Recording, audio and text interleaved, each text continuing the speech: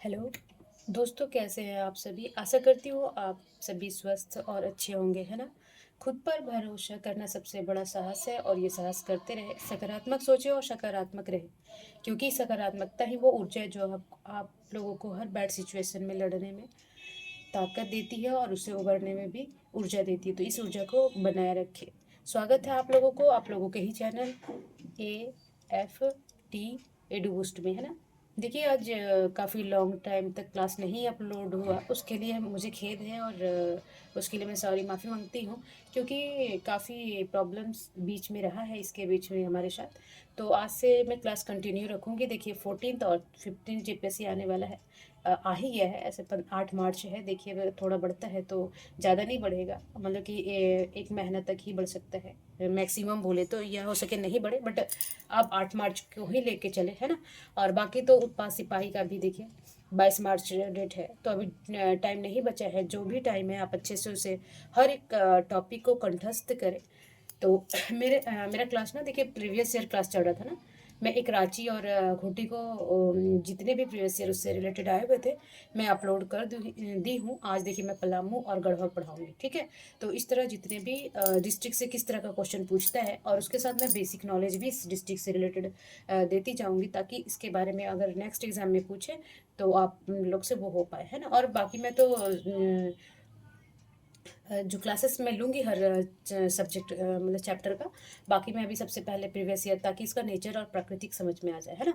तो चलिए आज मैं पलामू और गढ़वा के बारे में बताती हूँ कि इससे क्या क्या क्वेश्चन प्रीवियस ईयर में आज तक पूछे हैं, है ना। तो पहला क्वेश्चन क्या बोल रहा है कि पलामू जिला किस प्रमंडल का भाग है ना। जब मैं प्रमंडल पढ़ा रही थी, अब देखेंगे जो आज हमारे व्यूवर ने जो न्यू होंगे इंस्टाग्राम फेसबुक पे, तो आप जाके देखेंगे कि मैं प्रमंडल बहुत अच्छे से पढ़ाई हूँ। सारे लोकेशन, उसके बॉर्डर पे कौन कौन सा स्टेट लगता है, कौन कौन से डिस्ट्रिक्ट लगते हैं।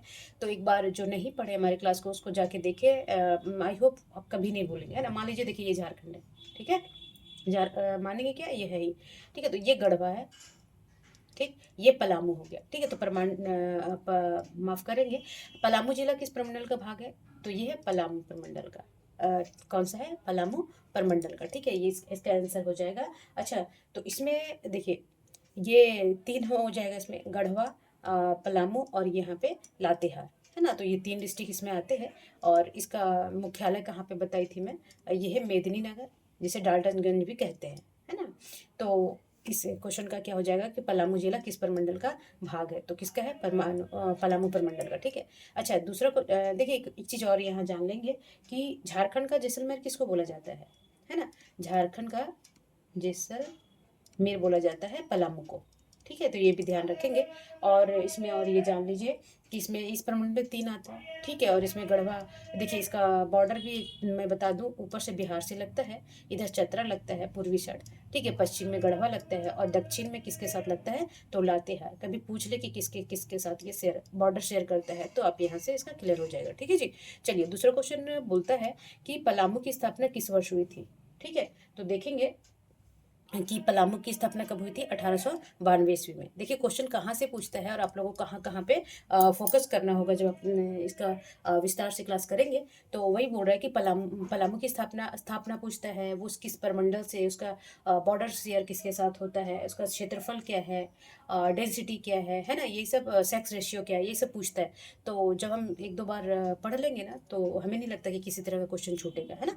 तो देखिए पलामू की स्थापना किस वर्ष हुआ था, ये 1892 ईस्वी में हुआ था, है ना। तो अच्छा ये मैं बता दी हूँ ये कि किससे किससे बॉर्डर शेयर करता है, ठीक है। अच्छा ये समुद्र से दूरी भी बोल देता है, जैसे कि यहाँ देखेंगे तो यहाँ से फिर कलकत्ता आ जाएगा, तो समुद्र बंगाल की खाड़ी आ जाएगा। तो इसका दूरी कितना है पलामू का, तो ये है 210 मीटर, है ना। ऊंचाई, समुद्र तल से ऊंचाई बोलते हैं ना, ये ऊंचाई यहाँ से मापेंगे ना, ये इसका जो तल होगा, तो ये कितना है, 210 मीटर बोलेंगे। या फिर इसका अगर फीट में पूछ दे तो 690 फीट, ठीक है। ये याद रखेंगे, कभी कभी पूछ लेता है। अच्छा और यह कुल क्षेत्रफल हम जब बताते जाएंगे, मैं यहाँ थोड़ा एक बार फिर से बता देती हूँ कि पलामू का क्षेत्रफल कितना है। तो ये है 5443.8 वर्ग किलोमीटर, ठीक है। अच्छा और इसमें क्या जानना है, ठीक है, क्षेत्रफल जान गए। चलिए और जैसे जैसे आते जाएगा मैं बताते जाऊँगी। अच्छा, क्वेश्चन नंबर 3 बोल रहा है कि पलामू जिले में अनुमंडल की संख्या कितनी है ना? पलामू जिले है जो अनुमंडल की संख्या कितनी है? तो देखेंगे इसमें अनुमंडल 3 है ना? तो हर डिस्ट्रिक्ट का एक अपना अनुमंडल है। और तो पहला 3 है। पहला है, मैं याद एक करती हूँ, एक है मेदिनीनगर, दूसरा है छतरपुर, कभी पूछ दे कि 3 मिलान करने के लिए दे दे तो आप लोग को याद रहे। एक है हुसैनाबाद। ठीक है जी। अच्छा, अब प्रखंड अगर पूछ दे कि प्रखंडों की संख्या कितनी है, तो ये सब बेसिक ही हो गया। तो प्रखंडों की संख्या 21 है जी। ठीक है, तो याद रखेंगे। प्रखंडों की संख्या 21 हो गया। और पलामू के अनुमंडल है 3, एक है मेदिनीनगर, छतरपुर और हुसैनाबाद। ठीक है जी। चलिए क्वेश्चन नंबर 4 बोल रहा है कि आज मेरा थोड़ा तबीयत अभी कुछ दिन रहेगा, बट धीरे धीरे ठीक हो जाएगा। फिर भी मैं अच्छे से पढ़ाऊंगी, आप उससे मेरे फीवर वीवर का उसका कोई असर नहीं पड़ेगा पढ़ाई में, है ना। क्वेश्चन नंबर 5 बोलता है कि पलामू जिले का लिंगानुपात कितना है ना, वही बोले सेक्स रेशियो पूछेगा, डेंसिटी पूछेगा, और जनसंख्या कितना है, प्रमंडल कितना, अनुमंडल कितना, है ना। तो पलामू जिले का लिंगानुपात कितना है जी? तो देखेंगे कि 928। ठीक है, कितना है? 928। ठीक है ना। तो टोटल और इंडिया का आप जानते हैं 243 है। और ये जनसंख्या 2011 का, जब आप सेंसेक्स दूसरा आएगा 21 में, तो डेटा जब आएगा, जब हम देंगे आपको, तो ये बोल रहा है कि 943 इंडिया का और पलामू का इतना है। और मैं झारखंड का बताई थी, है कि नहीं। चलिए क्वेश्चन नंबर 5 बोल रहा है कि पलामू जिले की साक्षरता दर क्या है ना। देखिए ये लिटरेसी पे पूछता है। ठीक है, तो बोल रहा है कि पलामू जिला है, उसकी साक्षरता दर कितनी है। तो देखेंगे, ये है 63 पर 63। याद रखने में आसान होगा, 63 है ना। तो इसकी और इसमें पुरुष, अच्छा पुरुष का भी पूछ ले कि पलामू की पुरुष साक्षरता कितना है। तो 74.30%। आप लोग बोलिएगा तो मैं बजट भी पढ़ा दूंगी इसका, है ना। बजट अलग से क्लास ले आऊँगी।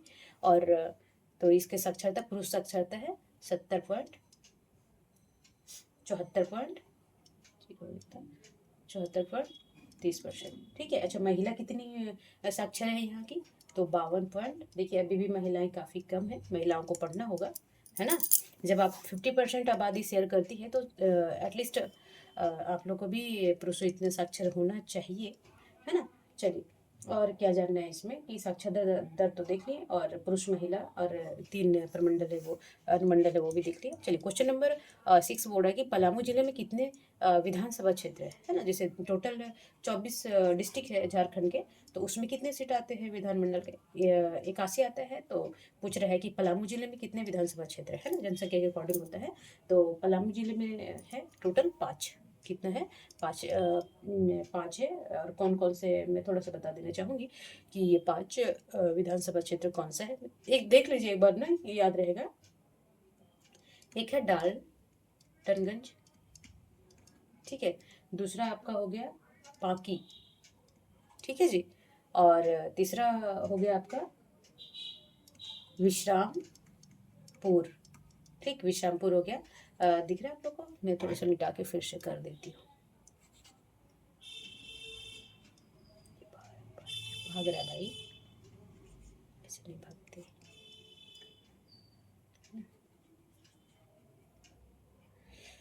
चलिए कोई नहीं। एक तो डाल्टनगंज हो गया, दूसरा हो गया पाकी, और तीसरा हो गया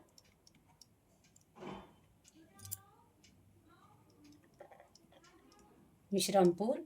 और मैं बोल दे रही हूँ, लिख लीजिएगा। चौथा हो गया छतरपुर, और पांचवा हो गया जी हुसैनाबाद। ठीक है, 3 वो याद रखिएगा कि अनुमंडल, और 2 और हो जाएगा पाकी और विश्रामपुर। ठीक है जी। चलिए क्वेश्चन नंबर 7 बोल रहा है कि किस खनिज के उत्पादन में पलामू जनसंख्या अग्रणी है ना। मतलब कि सबसे ज़्यादा जो झारखंड में खनिज उत्पादन होता है, तो सबसे ज़्यादा पलामू में क्या होता है ना। तो देखेंगे कि इसमें ग्रेनाइट है ना, ग्रेफाइट। ग्रेफाइट की उत्पादन कहाँ होता है? जो झारखंड में सबसे ज़्यादा ग्रेफाइट होता है। और देखेंगे जो सीमेंट उद्योग भी है वहाँ पे पलामू में, है ना। तो ग्रेफाइट का उत्पादन में अग्रणी कौन सा है? पलामू डिस्ट्रिक्ट। ठीक है।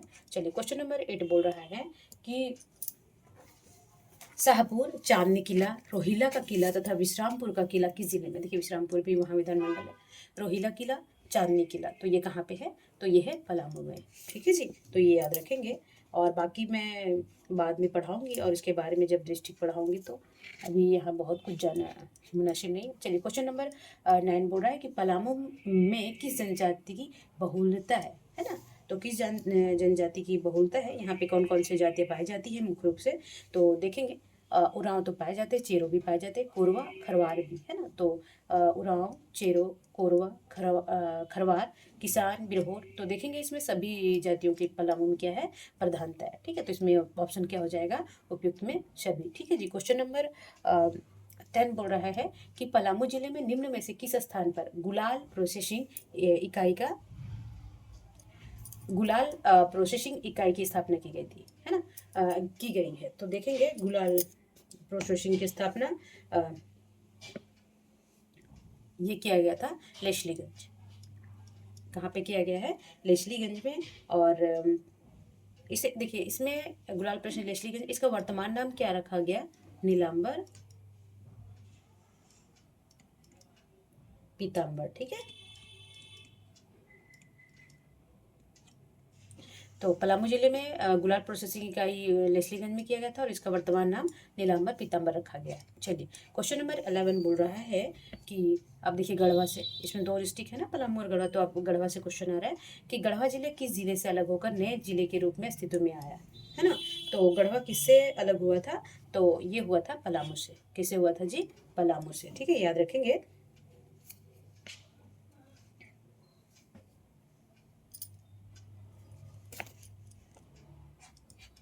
क्वेश्चन नंबर 12 बोला कि गढ़वा जिले की स्थापना कब हुई थी, है ना? तो देखेंगे ये गढ़वा जिला का स्थापना हुआ था 1991 में। ठीक है, तो अब कभी डेट भी पूछ ले कि गढ़वा जिला का स्थापना किस मंथ में हुआ था, तो 1 अप्रैल 1991 में गढ़वा का स्थापना हुआ था। ठीक है, और इसका मुख्यालय भी गढ़वा में है। सारे डिस्ट्रिक्ट का उसी डिस्ट्रिक्ट में होता है, पता आप लोगों को होगा। क्वेश्चन नंबर 13 बोल रहा है कि गढ़वा जिले का क्षेत्रफल कितना है? देखिए पूछता है ना, ये पूछा हुआ क्वेश्चन है, तो ये इसका ऑप्शन हो जाएगा 4044 वर्ग किलोमीटर, है ना? तो उसका उदाहरण मैं बताई हूँ पलामू का भी। अब ये गढ़वा जिला का है 4044 वर्ग किलोमीटर। ठीक है, याद रखेंगे। अच्छा, इसमें और क्या याद रख लीजिए, लिंगानुपात इसका कितना है? 935। कितना है जी? 935। और बाल लिंगानुपात कितना है जी? 960। ये है बाल लिंगानुपात।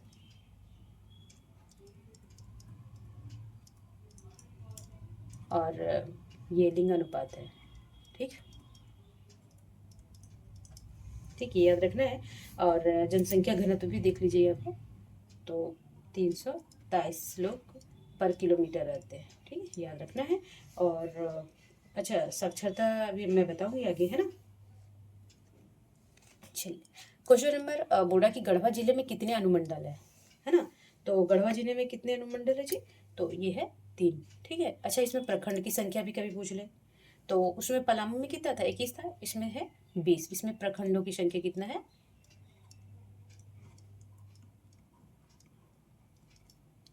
20 याद रखेंगे। ठीक, चलिए क्वेश्चन नंबर 15 बोल रहा है कि जिला निर्माण के समय गढ़वा जिले में प्रखंडों की संख्या कितनी थी? अभी कितना है? वर्तमान में 20 है।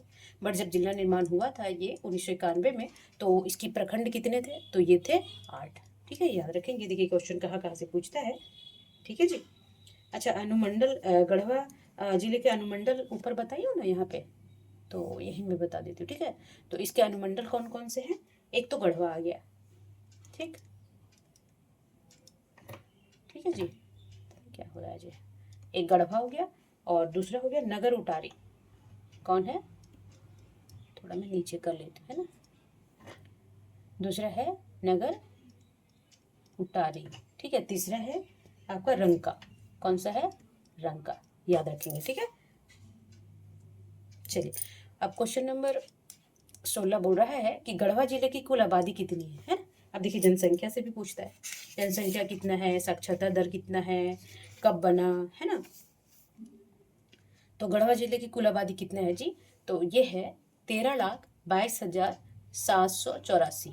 ठीक है, कुल कितने जनसंख्या है 13 लाख, ऐसे रखेंगे, ये 1000 में कॉमा होना चाहिए था, ठीक है। तो ये है 13 लाख 22, ऐसे अंक याद रखेंगे कि 84, 27 या 13, 22, 78, 4, है ना।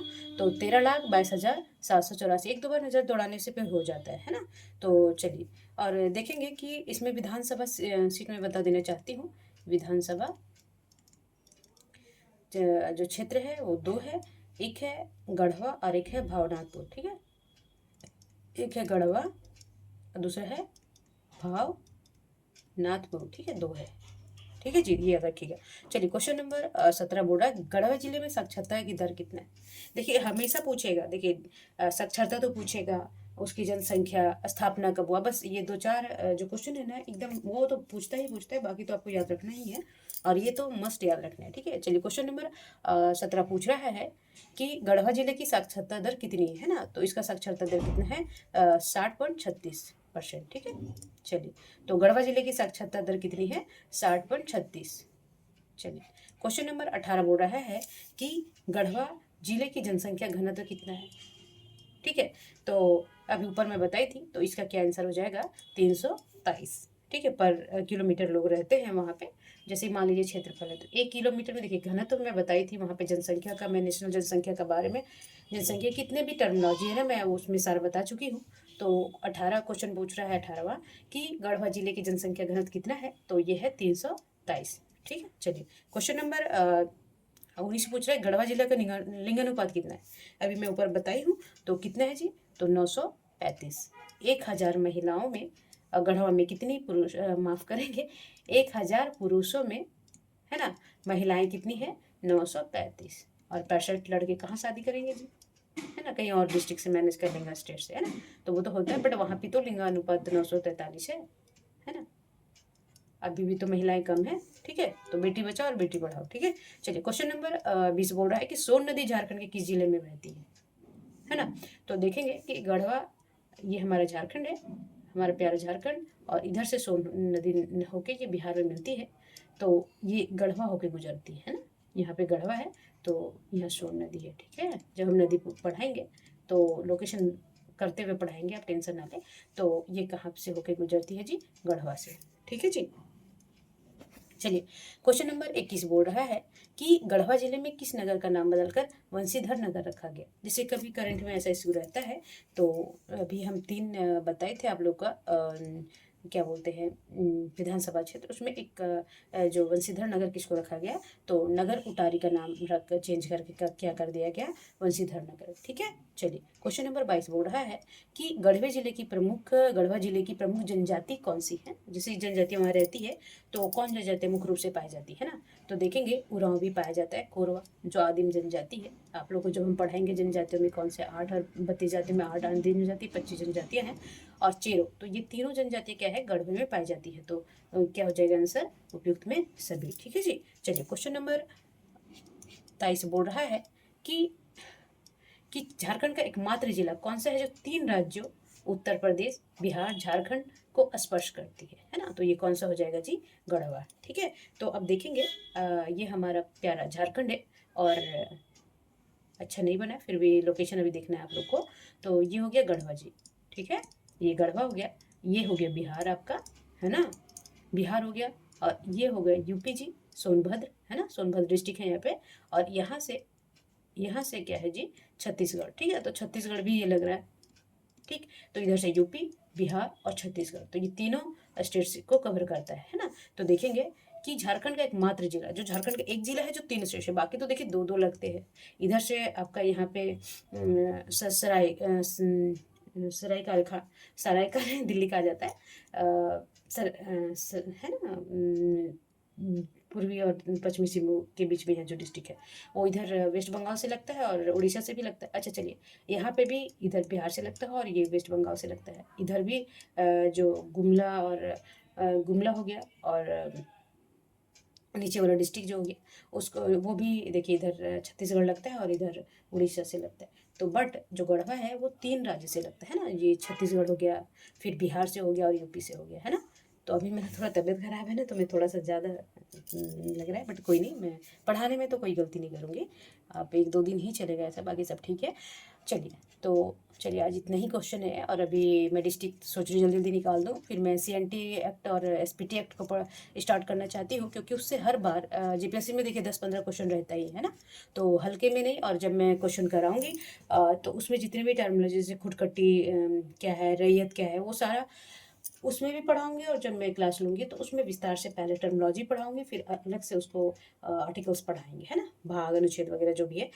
बट मैं जब प्रीवियस ईयर बताऊंगी तो जितने भी टर्मिनोलॉजी आएंगे मैं साथ साथ ही समझाते जाऊंगी, है ना। तो जो भी हमारे व्यूवर इंस्टाग्राम फेसबुक पे हैं वो हमारे यूट्यूब चैनल पे आए और क्लास को कंटिन्यू रखें। देखिए मैं काफ़ी क्लास अपलोड कर दी और प्ले लिस्ट भी बना दी हूँ, है ना।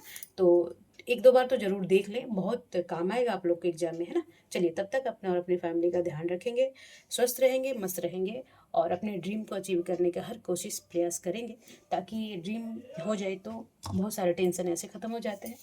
नमस्कार।